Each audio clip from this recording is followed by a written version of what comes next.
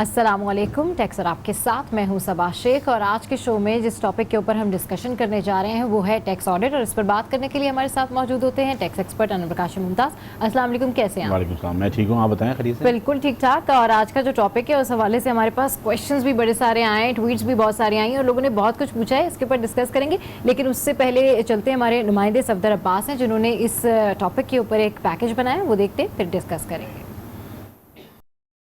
Code of revenue का निजाम बहुत पेचीदा है। टैक्स देना चाहते हैं लेकिन मसाइल बहुत ज्यादा हैं। ये वो जुमले हैं जो अमूमन हम सबको सुनने को मिलते हैं। इन्हीं मसाइल में एक अहम मसला टैक्स ऑडिट का भी है। टैक्स दहनगान ऑडिट के अमल से न सिर्फ घबराते हैं बल्कि ऑडिट के अमल में होने वाली पूछगछ से कतराते भी हैं, क्योंकि आमतौर पर ऑडिट का अमल इस कदर पेचीदा बना दिया जाता है कि टैक्स गुजार को आमदन के ऑडिट की बुनियाद का भी इल्म नहीं होता। ऐवान सनअत और तिजारत पाकिस्तान के साबिक सदर ज़करिया उस्मान कहते हैं निज़ाम में बहुत मसाइल हैं। ऑडिट में मसाइल ये होते हैं कि जब ऑडिटर आता है, फॉर एग्जांपल कि 31 जनवरी तक आप कुछ भी NIC डाल दें, यार ये कुछ भी नहीं होता।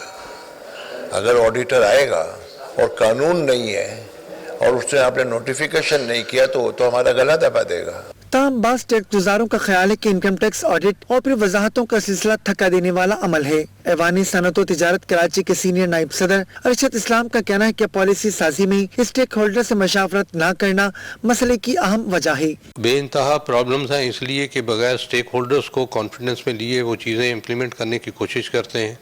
जबकि आपको पता है कि कराची एक सबसे ज़्यादा टैक्स पेयर हब बन चुका हुआ है और उनको कॉन्फिडेंस में लें, और जितना ये ताजर आपको कलेक्ट करके दे सकते हैं उतना FPR की सोच से भी बाहर है। टैक्स गुजार कहते हैं कि मौशी इस्तेहकाम के लिए टैक्स का निज़ाम बेहतर बनाया जाए। कराची चैम्बर के नायब सदर शाहिद इस्माइल का कहना है कि जब तक निज़ाम पायदार नहीं होगा मौशी इस्तेहकाम मुश्किल है। हमने फाइनेंस मिनिस्टर से, हमारे प्राइम मिनिस्टर से हमने कहा है कि देखें Karachi is the hub of business activities, आप आइए हमसे कांटेक्ट करें, हम आपको इसके सॉल्यूशंस देते हैं क्योंकि हम प्रैक्टिकली इस फील्ड के अंदर हैं। बास टैक्स माहिरीन तजवीज़ देते हैं कि कुरानदाजी के बजाय कारोबार का ट्रेंड देख कर टैक्स ऑडिट किया जाए। इस ज़िम्न में शादी हॉल्स, वुकला, डॉक्टर्स और दीगर कारोबार शामिल हैं। FPR में इस्लाहात की ज़रूरत है। टैक्स मसाइल उसी वक्त खत्म हो सकेंगे जब निज़ाम ज़्यादा आसान और सहल होगा। प्रोग्राम टैक्स और आपके लिए कैमरामैन हमीदुल्लाह के साथ सफदर अब्बास, आज न्यूज़ कराची। तो आपने हमारे नुमाइंदे सफदर अब्बास का ये पैकेज देखा। अनवर साहब, बड़ा डिटेल पैकेज जो है इस दफ़ा सफदर अब्बास ने बनाया और उसके अंदर उन्होंने काफ़ी अहम बातें भी शेयर की। जी बिल्कुल, जो हमारा मौजूद था उस पर उन्होंने कई बिजनेस कम्युनिटी के रहनुमाओं से बात की, लेकिन जो हमारा टॉपिक है उस बेसिकली मैं उस पर ज़रा बात थोड़ा सा करना चाहूँगा। वो ये है कि पाकिस्तान के हर दौर में जिस वक्त हुकूमतें जो आई उन्होंने कोशिश की कि टैक्स निज़ाम को बेहतर करें और इस हुकूमत ने भी कोशिश की, लेकिन जो सबसे बड़ी पाकिस्तान में एक प्रॉब्लम है जिसको आइडेंटिफाई तो किया जाता है वो है कि टैक्स फाइलर्स आपके नहीं बढ़ रहे और ये हुकूमत भी कामयाब नहीं हो सकी अभी तक। मैं आज की बात कर रहा हूँ, अभी तक कामयाब नहीं हो सकी और इसकी वजह यह है कि टैक्स फाइलर जो हैं वो परेशान हैं। परेशान क्यों हैं कि उनको कभी 177 का नोटिस आता है ऑडिट के लिए, कभी 214C की ऑडिट होती है, कभी 214D की ऑडिट होती है, कभी 122(5)A का नोटिस आता है, कभी उनको 161(2)05 का नोटिस आता है मॉनिटरिंग और विथहोल्डिंग टैक्स के लिए। इसी तरह उनको सेल टैक्स के नोटिस आते हैं, कभी सेक्शन 25 का नोटिस आता है, कभी 72B का नोटिस आता है और कभी 11(2) का आता है, कभी 38B का आता है। तो वो जो टैक्स फाइलर है वो कहता है कि मेरे लिए तो ये कंप्लायंस जो है वो अजाब बन गई है। राइट, ठीक है। अब ये जो सूरत हाल है, ये मैसेज डाउन द रोड जो है वो ऐसा जाता है कि जो फाइलर नहीं है तो वो आप उसको इनकरेज नहीं कर सकते, तुम टैक्स नेट में आओ या टैक्स बेस में आओ या टैक्स फाइलर बनो। तो ये जो सूरत हाल है, इस सूरत हाल की वजह से ये मसला हुआ है। तो मेरे ख्याल में इस वक्त भी लाखों केसेस जो हैं ऑडिट में सेलेक्ट हुए हैं और टैक्स फाइलर्स को किसी न किसी सेक्शन के तहत नोटिस इशू हुए हैं। तो अब ये जो इस वक्त जो स्टैंड स्टिल की पोजीशन है, इस पोजीशन के तहत अब हुकूमत को ये चाहिए कि ये जो केसेस सेलेक्ट हुए हैं इनमें कोई स्कीम ड्रॉ करें और उनको क्लोज करें, बिकॉज अगर ये रूटीन में चलना शुरू हुए तो ये 4 से 5 साल में भी क्लोज नहीं हो सकेंगे और अगर इसी तरह रहेंगे तो टैक्स फाइलर जो है उनके लिए परेशानी होगी, उनका जो ट्रस्ट डेफिसिट है वो बढ़ेगा, वो उनके लिए कंप्लायंसेस इशू होंगी, वो बिजनेस नहीं कर सकेंगे। तो ये जो सूरत हाल है ये हुकूमत को समझना चाहिए और कोई ऐसी स्कीम लेंगे कि जो भी नोटिस हैं वो नोटिसेस उनको किसी स्कीम के तहत उनको क्लोज किया जाए, और क्लोज करने के बाद अब 2019 के रिटर्न्स, टैक्स रिटर्न जा चुके हैं, उसके लिए एक नई इब्तिदा की जाए और उसमें फिर आगे बढ़ा जाए। लेकिन उसके साथ एक बात इनको पॉलिसी करनी होगी कि वो ये कि एक दफ़ा ऑडिट होगा, उसमें आमदनी के बारे में देखना है, विद होल्डिंग टैक्स के बारे में देखना है, सेल टैक्स के बारे में देखना है, एक दफ़ा ऑडिट करें और उसमें उसको देख लें। पहले ये था कि 3 साल में एक दफ़ा ऑडिट हो रहा था, वो शिक हटा दी गई, अब हर साल ऑडिट हो रहा है। अब अगर टैक्स फाइलर जो है और बिजनेसमैन है वो, उसको हर साल नोटिस आएगा टैक्स क्या कहते हैं ऑडिट का, तो उसके लिए तो फिर बहुत मुश्किल हो जाएगी कि वो कहता है कि मैं कारोबार करूं या कंप्लायंसेस करूं। तो मैं ये नहीं कह रहा कि ऑडिट नहीं होनी चाहिए, ऑडिट डिटरेंस है, ऑडिट आइडेंटिफाई करता है आपकी डिस्क्रिपेंसीज को, होना चाहिए, लेकिन उसकी स्कीम ऐसी होनी चाहिए जो दुनिया भर में बेस्ट प्रैक्टिसेस हैं। दुनिया में कहीं 5 साल में एक दफा ऑडिट होता है, जब होगा 5 साल का एक साथ हो जाएगा, 5 साल का एक साथ एक ही दफा ऑडिट हो, उसमें जिस लेवल को आपने टच करना है, जो इन्वेस्टिगेट करना है, जो वेरीफाई करना है, उसको वेरीफाई करें, ताकि टैक्स फाइलर जो हैं वो आपके एम्बेसडर बने और फिर आपका जो बेस है वो बढ़ता रहे। इसलिए कि ये लोगों की तब्दील करने से चीज़ें चेंज नहीं होंगी, ये सोच जो है वो चेंज होनी पड़ेगी। इससे ये आपको गवर्नमेंट को ये चाहिए कि वो उनको फैसिलिटेट करें। सही। जब भी हम बात करते हैं टैक्स फाइलर से तो हम कहते हैं कि भाई आप टैक्स रिटर्न फाइल करें, वो कहते हैं मुझे उसमें मराहत क्या मिल रही हैं। सही। तो एटलीस्ट अगर आप इस वक्त मराहत नहीं दे सकते उनको, तो ये पीस ऑफ माइंड दे दें कि आप एक ही दफा उनको ऑडिट करें और सारे जितने भी आपके मामला चेक करने हैं वो एक ही दफा चेक करें। एटलीस्ट ऑडिट जो है वो एक ही दफा करें, बार बार से जो है वो लोग परेशान होते हैं। बिल्कुल। तो वही बात आ जाती है ना साहब, जिस तरीके से आप कह रहे हैं कि सर्टेन काइंड ऑफ माइंडसेट को जो है वो चेंज करने की जरूरत है, फिर आगे इन चीजों के ऊपर इंप्लीमेंट करें। इसमें मैं एक बात भी बता दूं कि अभी एमनेस्टी आई जी, लोगों ने एमनेस्टी के रिटर्न्स एमनेस्टी डिक्लेयर की, उसमें एक टाइमिंग का एक डिफरेंस आ गया। अच्छा। उसकी वजह से लोगों की कोई मेरे ख्याल में रिटर्न जो उनकी डिक्लेरेशन है वो अभी तक एक्सेप्ट नहीं हुई हैं।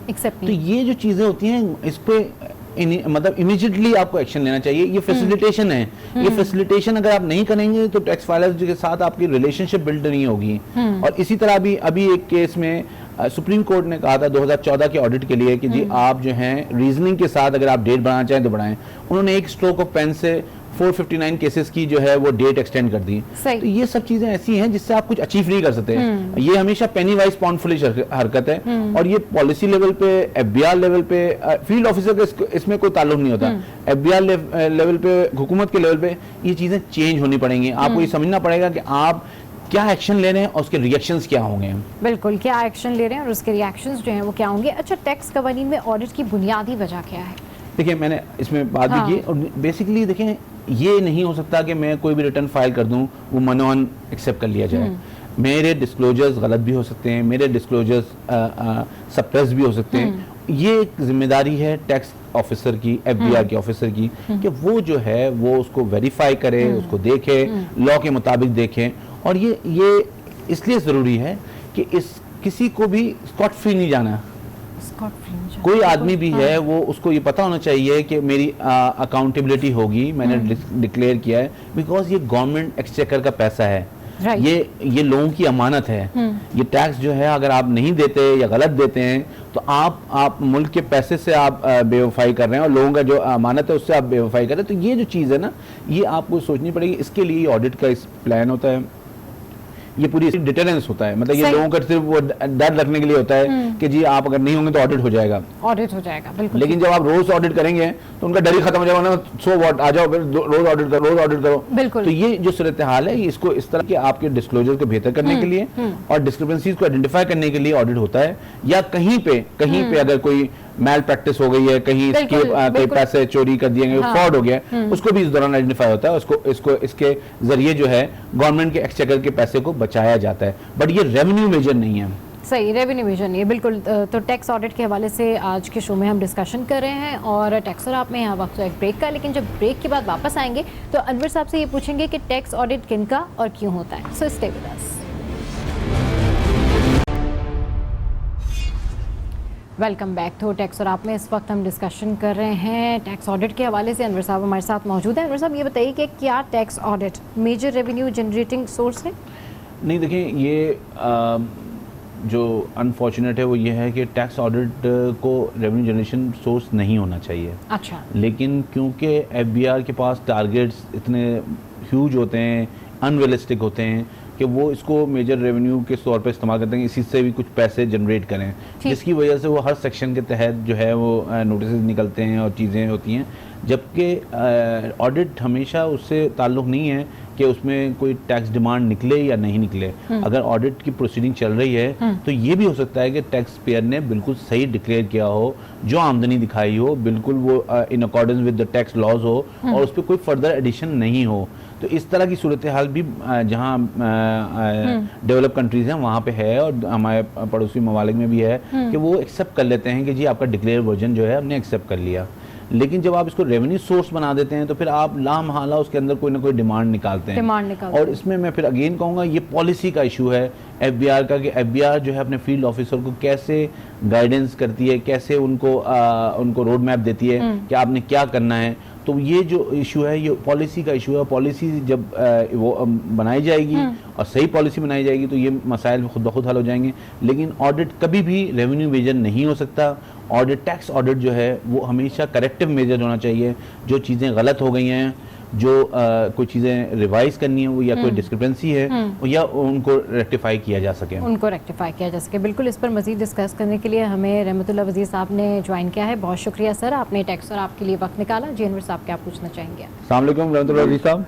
वालेकुम अस्सलाम। कैसे सर? खैरियत सर? खैरियत से? ठीक है जी सर। जी थैंक यू। आज हम बात कर रहे हैं ऑडिट के हवाले से। जो सूरत हाल इस वक्त ग्राउंड पे है, हर सेक्शन जो इनकम टैक्स का है, हर सेक्शन जो सेल टैक्स का है, उसमें लोगों को नोटिस इशू हो रहे हैं। तो ये जो एफबीआर की पॉलिसी है ये रेवेन्यू जनरेट करने के लिए है। तो आप क्या समझते हैं कि ये कोई गलत टेंडेंसी है या ये सही अप्रोच है टैक्स निज़ाम की मजबूत करने के लिए? मेरा तो ख्याल, जी थैंक यू वेरी मच जी, आप दोनों का और आज टेलीविजन का। मेरा तो ख्याल है कि ये जो अप्रोच है रेवेन्यू जनरेशन का टैक्स ऑडिट को इस्तेमाल करने के लिए ये बिल्कुल नामुनासिब है। क्योंकि जो टैक्स पेयर ऑडिट है ये बुनियादी तौर पे एक डेटरेंस क्रिएट करने का है और इसके जरिए एक डेटरेंस क्रिएट होता है। और जहाँ जहाँ कोई अकाउंट सही मेंटेन नहीं है या जहाँ कोई विदहोल्डिंग सही नहीं हुई या कोई और मिसडिमेनर है, कोई और वायलेशन ऑफ लॉ है, उसके लिए एक बुनियादी तौर पे एक एजुकेशन होता है टैक्स पेयर के लिए। टैक्स ऑडिट के अंदर वज़ीर साहब अगर सही हुआ है तो उसको एक्सेप्ट भी कर लेना चाहिए। बिल्कुल, अगर किसी की वर्जन एक्सेप्टेबल है, यानी उन्होंने अपने लॉ को और अपने रूल्स को फुली कंप्लाई किया है और अपने रिजल्ट्स को सही डिक्लेयर किए हैं, तो उनको ग्रेसफुली एक्सेप्ट करना चाहिए महकमे को, बल्कि उनको एक कमेंडेशन की सर्टिफिकेट इशू करनी चाहिए।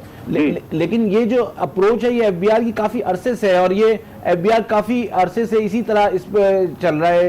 यही उनका वो है कि टूल है कि भाई इस तरह ऑडिट करेंगे तो हमें रेवेन्यू जनरेट होगा। तो इससे टैक्स पेयर के साथ उनका जो डिस्कनेक्ट है या ट्रस्ट डेफिसिट बढ़ता जा रहा है। बिल्कुल मैं एग्री करता हूँ आपके साथ। आपने बिल्कुल अच्छी बात बताई है। तो अब आप बताएं कि इसको कैसे आपके ख्याल में क्या ओवरकम करना चाहिए, किस तरह इसको?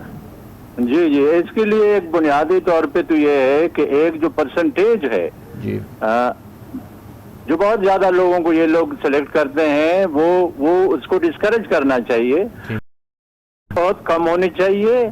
यानी तकरीबन 1% या आधा % टैक्स पेयर को सिलेक्ट करना चाहिए। अगर 27 लाख की रिटर्नें हैं पिछले साल 2018 में आई थी, तो उनमें से आधा या 1% की जो रिटर्न्स हैं उनको सिलेक्ट करना चाहिए। क्योंकि एफबीआर की इससे ज्यादा, एफबीआर और उसकी फील्ड फॉर्मेशन की इससे ज्यादा कैपेसिटी भी नहीं है। अगर 26-27 हजार टैक्स पेयर हैं, साल में ये ऑडिट कर सकें तो बहुत बड़ी बात होगी। और मैं समझता हूँ कि जो बुनियादी बात है, जो उसके सिलेक्शन का प्रोसीजर है वो ये नहीं है। उनको चाहिए, मैं जब लास्ट रिटायर हो रहा था तो मैंने एक बुकलेट बनाई थी कि जो टैक्स पेयर की ऑडिट होनी चाहिए वो सिर्फ टैक्स पेयर को 3 जोन में डिवाइड करना चाहिए। एक ग्रीन जोन का टैक्स पेयर है जिनका हमारा सिस्टम खुद आर्टिफिशियल इंटेलिजेंस से बताता है कि इसमें कोई इरेगुलरिटी नहीं है, उसको कोई नोटिस नहीं देना चाहिए, उसको एक्सेप्ट करना चाहिए और उनको लेटर भेजना चाहिए कि आपकी किसी ऑडिट की जरूरत नहीं है।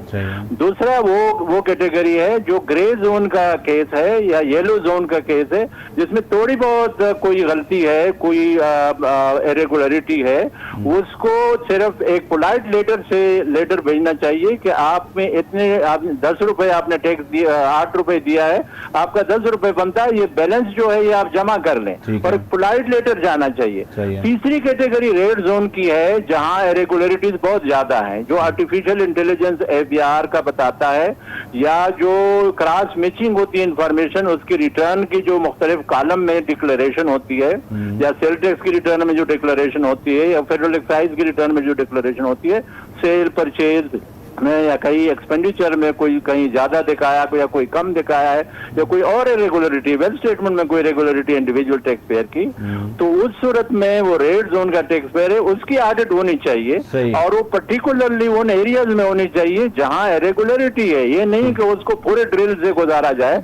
तो मैं समझता हूं कि अगर ये हो तो लोग ज्यादा रिटर्न भी फाइल करेंगे, ज्यादा लोग टैक्स पेयर भी बनेंगे और APR के पास रेवेन्यू भी बेहतर आएगा जब उनको पता हो कि वो सेफ हैंड्स में है और APR में उनको कोई मेल ट्रीटमेंट नहीं होगी। तो मैं समझता हूँ आपने पॉइंट उठाया। आपके ख्याल में पॉलिसी के लेवल पे इसको चेंज होना चाहिए, बिकॉज फील्ड ऑफिसर को तो जो गाइडेंस मिलती है वो उसी हिसाब से काम करना शुरू कर देता है।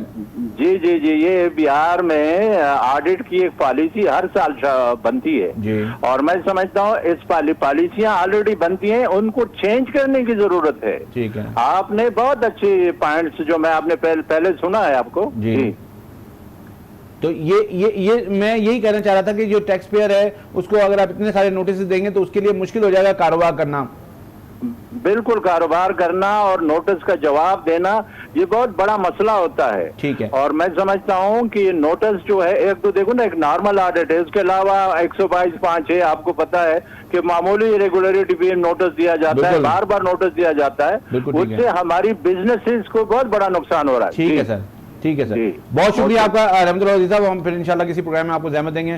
देखिए उन्होंने बड़ी क्लियरली वाज़ेह किया कि 3 डिवाइड किया था, अब वो इम्प्लीमेंट हो या नहीं हो, लेकिन ये चीज़ें ऐसी हैं जिनको आप इम्प्लीमेंट कर सकते हैं और ये टैक्स पेयर के कॉन्फिडेंस को बिल्ड करेगी, ये टैक्स फाइलर्स के नंबर्स को इनहांस करेगी और ये अल्टीमेटली आपको फायदा पहुंचाएगी, हुकूमत को भी और FBR को भी, कि उनके बेस बढ़ेगा और उनके जो नंबर्स हैं या उनकी रेवेन्यू है वो टारगेट्स भी बढ़ेंगे। बिल्कुल बिल्कुल कह रहे थे कि जो ग्रीन जोन में है उन लोगों के तो ऑडिट करने की जरूरत भी नहीं है, जबकि जो ग्रे जोन में उनको थोड़ा आप पोलाइटली जो है वो डील कर सकते हैं या नोटिस भेज सकते हैं। अच्छा, ये जो टैक्स फाइलर का 1 साल में ओवरऑल पूरा 1 ईयर होता है, इसमें कितनी दफा ऑडिट जो है वो किया जा सकता है? देखिए जो कानून है उसमें तो ये है कि एक दफ़ा ऑडिट होगा 177 में, उसके बाद फिर एक सेक्शन है 122(5) है। अच्छा। वो जो है वो आपको जितनी दफ़ा देना चाहे वो दे सकते हैं। तो यही जो चीज़ें हैं जिससे टैक्स पेयर बर्डन फील करता है, वो सफोकेशन फील करता है, वो मतलब जो ना कि ये हर दूसरे दिन कोई भी ऑफिसर आके नोटिस दे देता है, तो वो जो है वो उसके लिए कंप्लायंस बहुत बड़ा इशू बन जाती है। जब मैं ये बात कर रहा हूँ तो मेरा ये बात करने का मकसद नहीं है कि ये टैक्स पेयर को चोरी करे, लेकिन ये है कि आपको उसको लिवरेज देना चाहिए और जब आप एक दफ़ा ऑडिट करें उसमें आप पीछे भी उसकी मामलात को देखें, उसके डिस्क्लोजर्स को देखें और चीज़ों को अगर कोई नज़र आए चीज़ें तो उसको जो है फिर आप उसी तरह एड्रेस करें, उसी तरह से एड्रेस करें। इस पर मज़ीद डिस्कस करने के लिए हमें ज्वाइन किया है सीनियर इकोनॉमिस्ट हैं शाहिद हसन सिद्दीकी साहब। बहुत शुक्रिया सर, आपने टैक्स और आपके लिए वक्त निकाला। जी अनवर साहब क्या पूछना? अस्सलाम वालेकुम शाहिद साहब। जनाब वालेकुम अस्सलाम, कैसे हैं आप? खैरियत से हैं?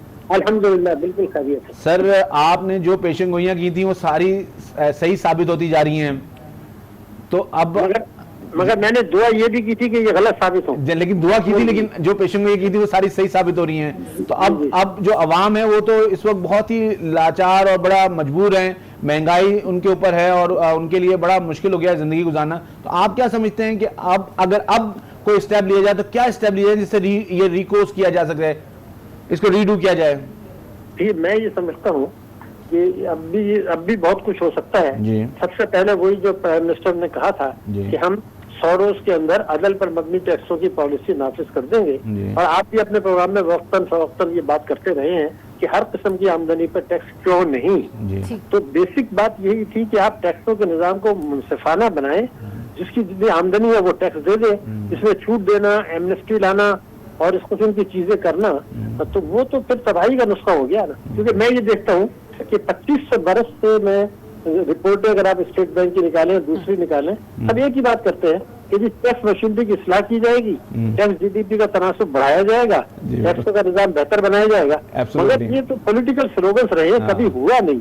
तो ये नहीं होते उसकी वजह भी है। तो मैं ऐसे देख रहा था, अगर आप इजाजत दें, कि इशरत साहब जो अभी गवर्नर थे उस वक्त स्टेट बैंक, आज भी हुकूमत में है, उन्होंने 2004 में ये कहा था कि अगर टैक्स की चोरी रुक जाए तो जो जीएसटी जो है उससे 15 था, 15 से 5 पर आ जाएगा और पेट्रोलियम लेवी सिफर हो जाएगा।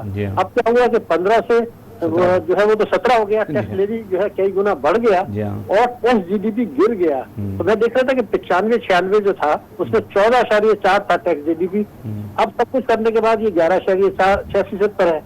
तो सवाल सिर्फ यही पैदा हो रहा है कि आप इस्तेसाली टैक्स को निजाम क्यों बनाना चाहते हैं। लेकिन आपकी बात बिल्कुल सही है, लेकिन थोड़ी सी मैं जरा सा क्लैरिफिकेशन, ये जो करंट अकाउंट डेफिसिट की बात कर रहे हैं कि ये बड़ा बेहतर हो गया है, अब अगर आप देखें तो इंपोर्ट पे जो टैक्स आता था वो भी आपको नहीं मिल रहा, लेकिन एक्सपोर्ट आपकी नहीं बढ़ी, तो ये किस तरह की मतलब गिमिक्स है? मतलब देखिए कि आपने एक अहम नुक्ता उठा दिया, करंट अकाउंट डेफिसिट को कम करने का जो असल तरीका है वो तो करंट अकाउंट डेफिसिट इम्पोर्टेंट नहीं है, वो इम्पोर्टेंट है तिजारती खसारा। क्योंकि आप तो ये करते हैं ना कि 22 अरब डॉलर की जो रेमिटेंसेज आती है उससे करंट ट्रेड डेफिसिट को कम करके करंट अकाउंट में डेफिसिट कर देते हैं। तो असल जो हमारा मसला है वो है ट्रेड डेफिसिट। मैं ऐसे देख रहा था कि पिछले 6 वर्षों में 115 बिलियन डॉलर की रेमिटेंसेज से तिजारती खसारे को कम करके जो है वो करंट अकाउंट डेफिसिट बनाया गया। तो आप तिजारती खसारे की बात करें वो असल चीज, ठीक है। रेमिटेंसेस पर तो कभी भी कदम लग सकती है क्योंकि ये 46% यूएई से आ रही है और जो आ रही है सऊदी अरब से 46%। बिल्कुल सही है।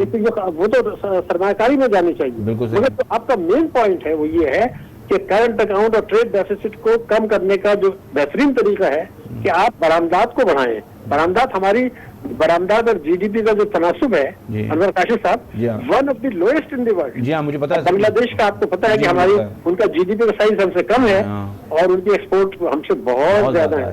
तो बरामदात बढ़ाएं, बरामदात को डिस्करेज ना करें, वहीं से रोजगार मिलेगा, वहीं से फायदा तरक्की होगी। हमने ये किया कि जो जैसे आपने कहा कि जी वो बढ़ा के आपने इम्पोर्ट्स को कम किया तो उससे टैक्स रेवेन्यू तो कम हुआ ही, मईशत की शरह नमूद सुस्त हो गई। आपने देखा ना कि वो इस साल 2.4 पर आ गई है जबकि 5.5 थी। तो ये तो आपने मईशत को चोक करके, मईशत को प्रॉब्लम्स में क्रिएट करके इम्पोर्ट को कम किया, आपने मशीनरी की इम्पोर्ट भी कम कर दी। तो ये तो डैमेजिंग चीज है। तो अब आप क्या समझते हैं, अगर आप एक उसमें हमें बताएंगे क्या हुकूमत को इस वक्त करना चाहिए? आपने कहा था ना कि अभी भी सूरत हाल बेहतर हो सकती है। जी बिल्कुल, इसमें कोई शुबह नहीं। पाकिस्तान एक ताकतवर मुल्क है, इसकी मजबूत मईशत है। इमरान खान साहब ने जो है फरमाया था, जिसको हमने सपोर्ट किया था, आपने भी किया था, कि हम 100 रोज के अंदर इख्तियार में आने के बाद अदल पर मबनी टैक्सों की पॉलिसी नाफिज कर देंगे, जिसको आप कहते हैं हर किस्म की आमदनी पे टैक्स क्यों नहीं, और उसके बाद मईशत को दस्तावेजी बनाएंगे और काले धन को सफाई होने से रोकेंगे। अगर आप ये काम कर लेते हैं तो जो अब काला धन जो है इस वक्त 20,000 अरब रुपया, उसमें से बेशतर के डिटेल्स हुकूमत के पास मौजूद है। और आपको याद होगा कि हमारे एफडीआर ने जून 19 में एक इश्तहार शाये कराया था कि जो लोग टैक्स एमनेस्टी से फायदा नहीं उठा रहे और तो हम उनसे 7 साल कैद और उनको असासे जब्त कर लेंगे। मैं कह रहा हूँ असासे न जब्त करें न जेल में भेजें। मैंने भी कैलकुलेट किया कि उनकी जो तफसीलात हुकूमत के पास है उस पर अगर टैक्स ले ले तो 900 अरब रुपया मिल जाता है, तो इस साल का आपका मसला हो जाएगा। आप वो भी नहीं कर रहे, वो इश्तहार भी खामोश हो गए और 1.5% पर आपने एमनेस्टी दे दी तो प्रॉपर्टी के ऊपर। तो ये चीजें तो फिर कभी भी ठीक नहीं होंगी। ये जो कुछ हम कर रहे हैं, आप ये कह रहे हैं अदल पे मबनी जो है वो टैक्स निजाम होना चाहिए, सब आमदनी पे टैक्स होना चाहिए और काले धन को जो है वो डॉक्यूमेंटेशन होनी चाहिए और काले धन पे किसी को छूट नहीं होनी चाहिए। बिलाशुबा इसमें तो कोई शुबे की बात। और इसके बाद एक जुमला मैं कहूंगा कि पाकिस्तान की खुशहाली, पाकिस्तान की तेज रफ्तार माशी तरक्की और कर्जों में इन्हिसार करने का जामिन होंगे ये इक़दाम जिसको आपने एक जुमले में दोहराया है। ठीक है सर, बहुत शुक्रिया आपका सर शाहिद साहब। इंशाल्लाह फिर आपको किसी वक्त ज़हमत देंगे। देखा आपने, उन्होंने बड़ा क्लियर और बड़ा तौर पे बता दिया कि क्या क्या मामला आते हैं, किस तरह एड्रेस हो सकता है। अब मेरे ख्याल में ये हुकूमत के लिए है कि हुकूमत इस पर सोचे, इस पर समझे और इस पर अमल करे। बिल्कुल, उनका ये कहना है कि जस्टिस रखना जो है वो बहुत ज़्यादा ज़रूरी है। तो टैक्स सर आप में यहाँ वक्त हुआ एक ब्रेक का, स्टे विद अस। डिस्कशन कर रहे हैं टैक्स ऑडिट के हवाले से। अनवर साहब हमारे साथ मौजूद हैं, आपकी ट्वीट्स भी शामिल करेंगे और आप हमें लाइव कॉल भी कर सकते हैं। कोई भी क्वेश्चन हो टैक्स से रिलेटेड, आपकी क्यूरीज हो, अनवर साहब यहाँ मौजूद हैं, आप पूछ सकते हैं। अच्छा अनवर साहब, क्वेश्चंस भी मेरे पास हैं, लेकिन सबसे पहले हम ट्वीट्स की जाने बढ़ते हैं और ट्वीट शामिल करते हैं। तो जो हमारी पहली ट्वीट है, ये हमें नाम तो इन्होंने मैंशन नहीं किया, लेकिन इनका जो डिपार्टमेंट है वो मैंशन किया है। इन्होंने इनकम टैक्स कंसल्टेंट हैं ये, और इन्होंने पूछा है कि why FBR has 2 different sites, और साथ साथ इन्होंने पूछा है why don't FBR built one single portal for direct और indirect taxes? आई थिंक ये इनके सवाल में ही इनका जवाब है, और ये इसमें कोई दो राय नहीं है कि ये होना चाहिए। लेकिन क्योंकि आपको इनको भी पता, हम सबको पता है कि ये हम ट्रांसफॉर्म कर रहे हैं, तो अभी उन्होंने इसको अलग अलग साइट पे अगर है तो ये एक हो जाना चाहिए। लेकिन सबमिशन का प्रोसेस स्मूथ है। अच्छा। तो 2 साइड पे भी सिर्फ आपको जाने की वो होती है। अगर आप उस जाने में भी आपको कोई कबात है तो मेरे ख्याल में फ्यूचर में शायद ये एक हो जाए, लेकिन इस वक्त जो है वो अफोर्ड नहीं कर सकते एक होना, इसलिए कि इसकी वजह से बहुत सारे मसाइल रुक जाएंगे। तो अभी जिस तरह चल रहा है, लेकिन ये है कि ये इनकी बात सही है कि ये एक होना चाहिए, एक ही होना चाहिए। ठीक है, जो अगली ट्वीट है हमारे पास वो है उस्मान हैदर की, और उस्मान हैदर ने कहा है कि tax collector must publish tax report on open page so that people come to know reality of tax collection and this will lead us for fair audit. I think ये FBR ने भी अपनी डायरेक्टरी निकाली थी, और वो चीज़ें तो पहले भी पब्लिश हो चुकी हैं, अभी भी पब्लिश होंगी, लेकिन इससे ऑडिट का कोई ताल्लुक नहीं है। ऑडिट अच्छा। तो देखें, एक आपका टैक्स पेयर का या टैक्स फाइलर का एक ऑडिट होता है।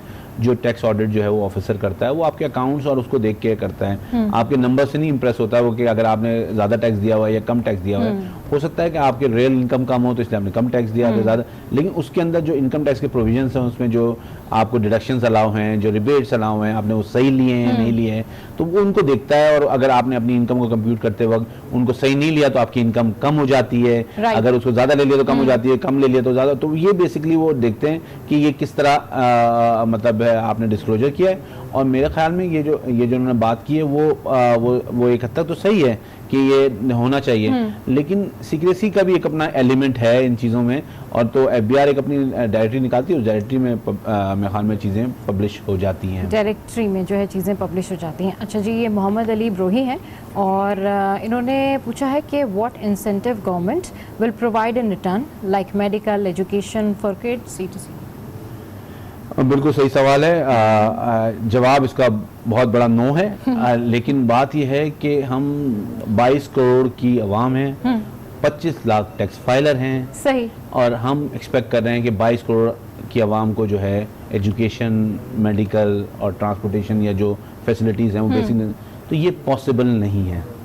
ओके, ठीक है ना, ये रियलिटी भी आपको तस्लीम करनी चाहिए कि ये फाइलर के नंबर जो हैं इसको बढ़ना चाहिए, और मैसिवली बढ़ना चाहिए। ये नहीं कि 200 बढ़ गए या 2 लाख बढ़ गए, ये मैसिवली बढ़ना चाहिए, जब जाके उसका इम्पैक्ट आना शुरू होगा। बिकॉज अभी जो पैसे कलेक्शन है वो आपके जो आपके डेट्स हैं उनके लिए आप जो है वो मीट करने के लिए आपको, तो इसलिए इसको मैसिवली बढ़ना चाहिए। जब ये बढ़ेगा तो ऑटोमेटिकली ट्रिकल डाउन इफेक्ट और वो साइकिल घूमेगी और आपको ये चीजें फिर इंसेंटिव्स आवाम की तरफ जाने शुरू हो जाएंगे। बिल्कुल, एक कॉलर ने हमें ज्वाइन किया है। अस्सलाम वालेकुम, कौन बात करे, कहाँ से? वालेकुम सलाम, याहिया बात कर रहा हूँ कराची से जी। और आप लोग माशाल्लाह बहुत अच्छे तरीके से टैक्स के बारे में बता रहे हैं, क्योंकि हमारे यहाँ बिजनेस के कोई ऐसा चैनल नहीं है जिसके पर ये बातचीत हो और जिस अंदाज में समझाते हैं माशाल्लाह बहुत सारी चीजें हमें समझ में आती है। मेरा सवाल एक्चुअली ये है कि देखिए हम एक बड़ी इस्तेलाह की जाती है कि हम लोग टैक्स नहीं देते, लेकिन टैक्स तो वन वे और अनदर देते हर कोई है, और बहुत इनडायरेक्ट टैक्सेस लगते हैं, इंतहा से ज्यादा लगते हैं। अब मसला ये कि मैं यकीन दिलाता हूँ कि देखिए बहुत से लोग टैक्सेस देना चाहते हैं, लेकिन कॉम्प्लिकेशन ऑफ द सिस्टम ऐसा कि बहुत से लोग अनएजुकेटेड है, ठीक है, ई फाइलिंग नहीं कर सकते और बाहर सेल्स टैक्स से मसाइल हैं। तो कोई ना कोई क्यों ऐसा तरीका नहीं इख्तियार करते जिससे आदमी कोई आसान वन विंडो ऑपरेशन टाइप की कोई चीज निकाले कि छोटा ताजिर, छोटा एक मैन्युफैक्चरर है, मैं नॉर्थ कराची के मैन्युफैक्चरिंग में उतना बैठता हूँ, तो वहाँ उनको मुश्किलात ये होती है कि वो इतने पढ़े लिखे नहीं है, तो अल्टीमेटली वो वकील के पास जाते हैं, फिर वो एक सिलसिला शुरू हो जाता है वकील ऑडिट का और सारा सिलसिला। तो कोई आप ऐसा सेशन दें ना गवर्नमेंट कि वो एक इजी तरीका तैयार करे कि लोग टैक्स नेट पे आ जाएं, ताकि टैक्स देना लोग चाहते हैं जो वो दें।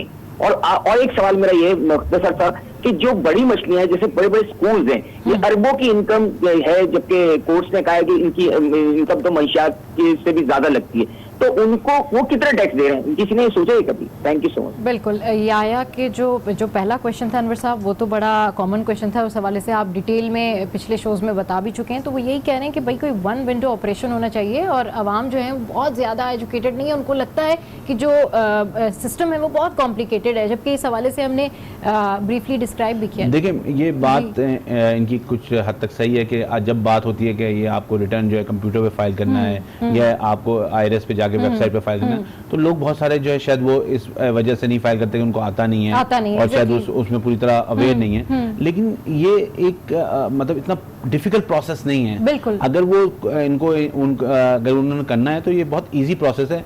इशू ये हो गया है कि ये मैनुअल फाइलिंग की वजह से पाकिस्तान की डॉक्यूमेंटेशन नहीं हो रही थी। बिल्कुल, तो ये डॉक्यूमेंटेशन के लिए इलेक्ट्रॉनिक फाइलिंग दी गई है, लेकिन ये है कि ये प्रोसेस ना मुश्किल नहीं है। और अगर जहाँ पे इनकम टैक्स डिपार्टमेंट करीब है तो वहाँ पे टैक्स डिपार्टमेंट में भी आप जाके फाइल कर सकते हैं, कोई ऐसा इशू नहीं है। वहाँ पे जब टैक्स रिटर्न की डेट्स होती है तो वहाँ पे काउंटर्स लगे होते हैं, अगर वो वकील को किसी को नहीं हायर करना चाहते तो ये फाइल किया जाता है, लेकिन इतना डिफिकल्ट वो नहीं है। दूसरी बात उन्होंने कही कि हम हर चीज पे टैक्स देते हैं, तो ये कंजम्पशन टैक्स है, तो हमें डायरेक्ट टैक्स को बढ़ाना है। और जो उन्होंने बड़ी मछलियों की बात की, बिल्कुल सही बात है, उसमें कोई दो राय नहीं है कि उनका टैक्स प्रॉपर होना चाहिए। और ये टैक्स प्रॉपर जब भी होगा जब ये डॉक्यूमेंटेशन बढ़ेगी, जब वो डॉक्यूमेंटेशन बढ़ेगी तो ऑटोमेटिकली वो उनके पास चॉइस कोई नहीं होगी एक्सेप्ट कि वो अपना सही टैक्स दें। ठीक है, आई होप कि याया के जो दोनों क्वेश्चंस हैं उनको आंसर मिल गए होंगे। एक और कॉलर ने हमें ज्वाइन किया है। अस्सलाम वालेकुम, कौन बात करे, कहाँ से?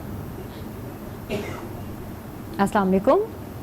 वालेकुम अस्सलाम जी, कौन बात करे, कहाँ से? जी, मैं अटक से गुलाम सरवर बात कर रहा हूँ। जी, क्या पूछना चाहेंगे?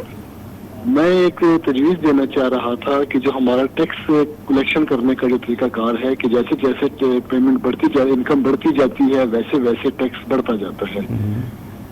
और अगर आप इस सतह पर लें कि जैसे हमारा ज़कात का तरीकाकार है, अगर किसी के पास 1 लाख है तो उस पर 2.5% 2,500 रुपये है, और अगर उस पर 1 करोड़ है तो उस पर 1 करोड़ पर भी 2.5% ही है, न कि उसकी परसेंटेज बढ़ा दी जाती है।